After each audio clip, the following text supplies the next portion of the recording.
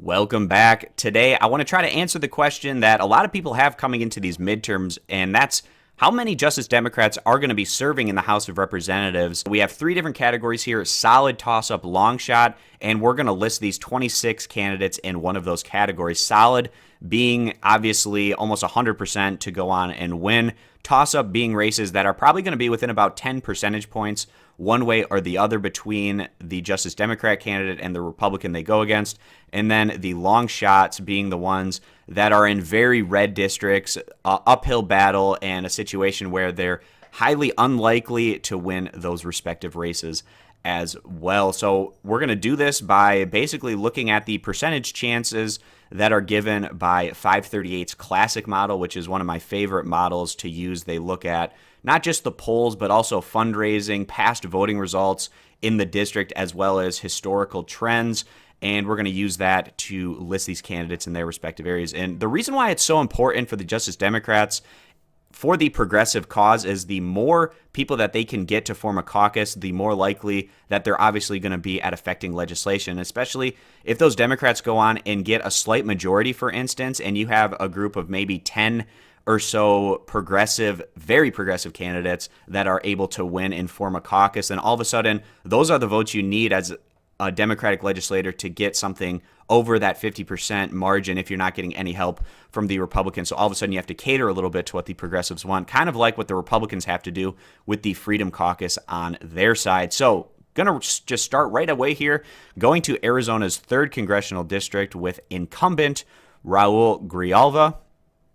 And over at 538, he's listed as a 99% chance to go on and win his election. So we're going to be putting him in the solid category. So already one on the board there for the Justice Democrats. Now going on over to the state of California, their 1st Congressional District with Audrey, Denney. And she's going to be in the toss-up category, currently listed as an 18.4% chance of winning. The fact that this is looking like a good year for Democratic voter turnout is giving her a shot in what's obviously generally more a Republican district there in California. Now moving on to California's 17th Congressional District with another incumbent, Khanna. Very safe, solid to go on and win his election bid there. So that puts 2 in the camp for the Justice Democrats that are going to Congress. Moving on to California's 50th Congressional District with Ammar Campa-Najjar. And again, a district in California that's usually very Republican. The fact that he's going against Duncan Hunter is making things even more manageable for Ammar Campa-Najjar.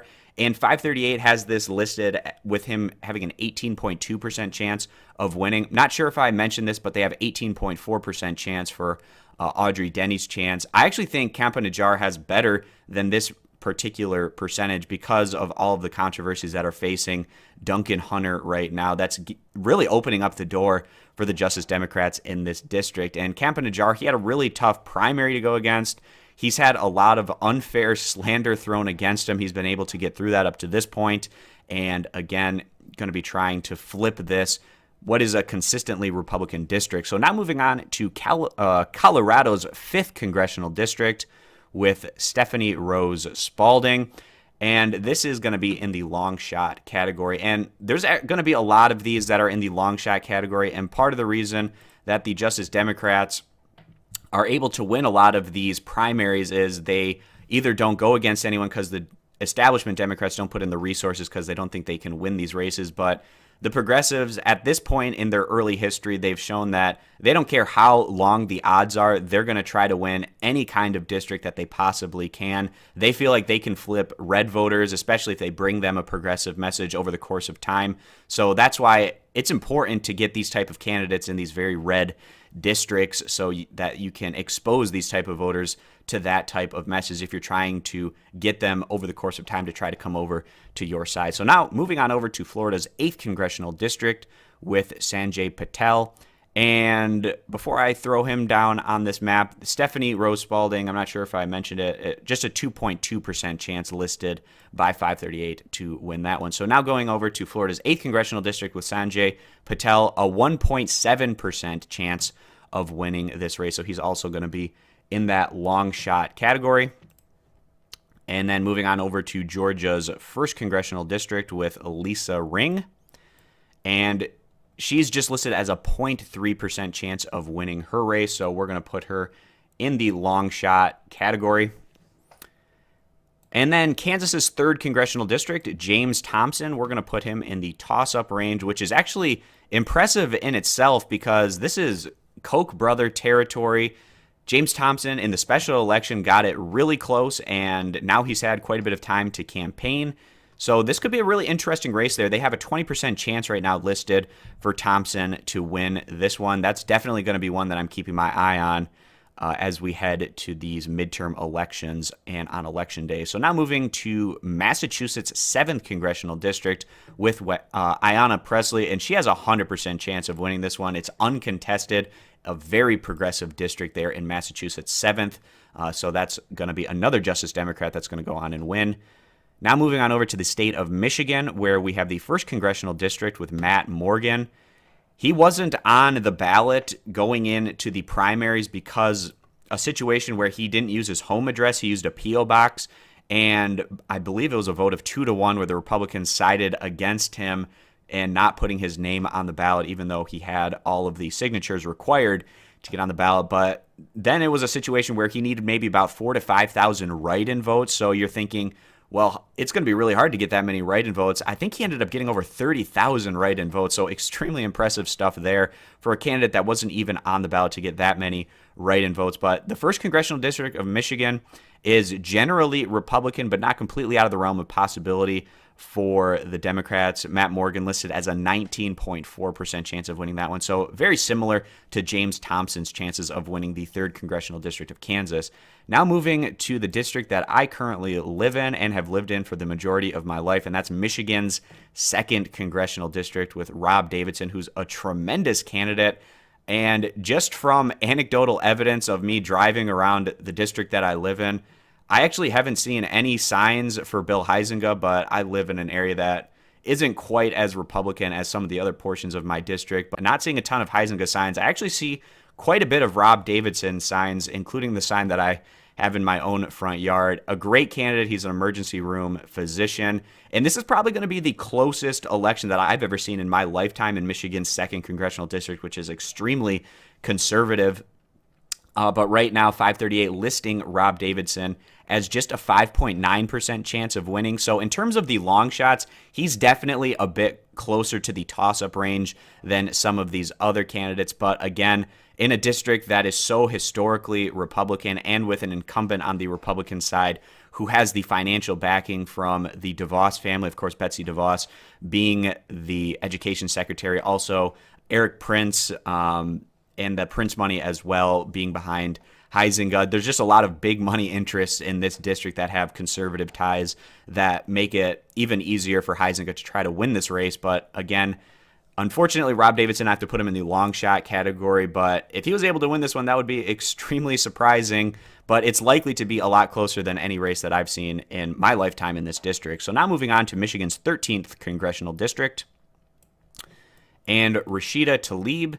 This is John Conyers' old seat, and this one's currently listed as, let's see here, over a 99.9% chance for her to win that one, so putting her in the solid category. And then moving on to Minnesota's 5th congressional district with Ilhan Omar.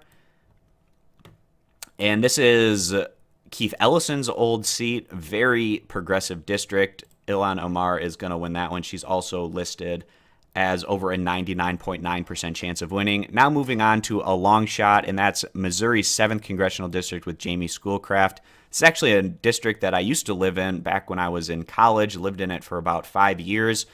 A very conservative Republican district there with Jamie Schoolcraft going against Billy Long, the incumbent. And Jamie Schoolcraft just listed as a 0.1% chance of winning that one, so definitely in the long shot category.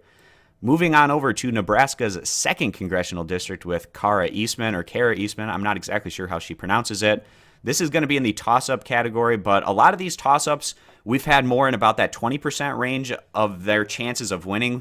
Just because it's a 20% chance of winning doesn't mean it's not still going to be a close result within single digits of the vote.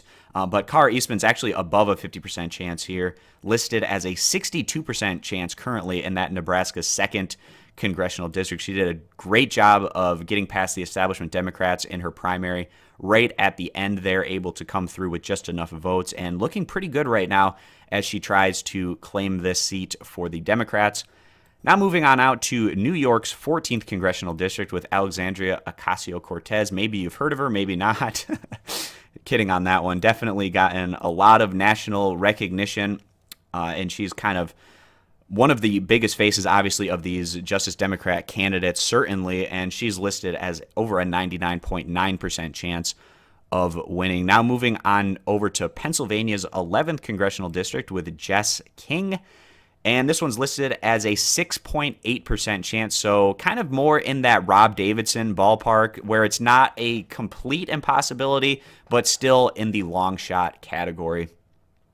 And now we're going to move over to Texas, where we have Lori Birch in the 3rd Congressional District, Vanessa Adia in the 12th Congressional District, Adrian Bell in the 14th Congressional District, and Lindsey Fagan in the 26th Congressional District.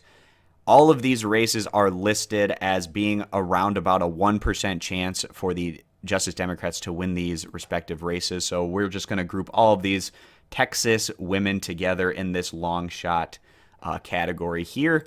And just 3 more candidates left on the board. We have Pramila Jayapal, incumbent from Washington's 7th Congressional District. Obviously, very safe to go on and win that one.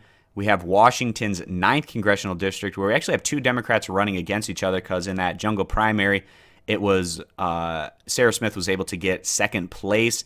And she also just recently got an endorsement from Our Revolution, so maybe that makes things a little bit more competitive, but still at the end of the day, have to put this one in the long shot category, just listed as a 1.9% chance of winning that one. And then we have Wisconsin's 1st Congressional District with Randy Bryce, listed as about a 24-25% chance of winning that one. This is Paul Ryan's old seat. I'd actually give him maybe even a little bit higher percentage than that, especially in a wave year for the Democrats. Wouldn't be surprised at all to see him win that one. So that's all 26 candidates here.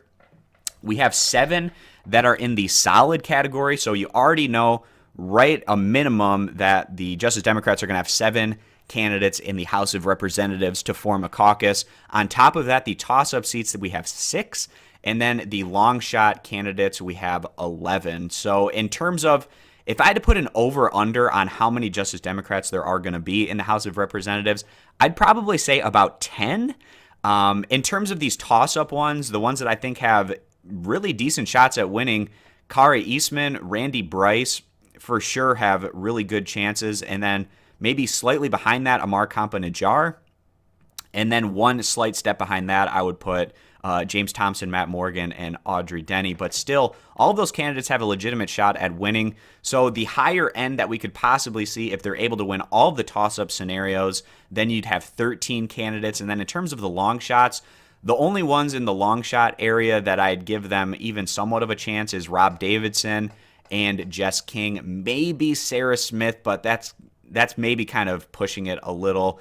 So the best case scenario that I could see for the Justice Democrats is the 7 solid plus the 6 toss-ups, so you're 13, and then maybe Rob Davidson and Jess King on top of that. So maybe you could get up to 15 in the absolute best case scenario, but still more than likely probably around that 10 margin, which is still a pretty decent-sized caucus, and that's assuming that the Justice Democrats aren't able to pull in other Democrats that go on and win their primaries. Maybe some of the more progressive members of the House of Representatives that aren't a part of the group will join it at some point in time and start forming a group that continues to have an ability to affect legislation. Like I said, the larger this group can be, the more likely that the progressives are going to be able to affect legislation for the Democrats as a whole, because if you need that caucus's vote to pass something, then you have to compromise and give them things that they want as a part of that legislation. So looking forward to seeing how all these races play out. And after the midterms are done, definitely going to go through and see just exactly how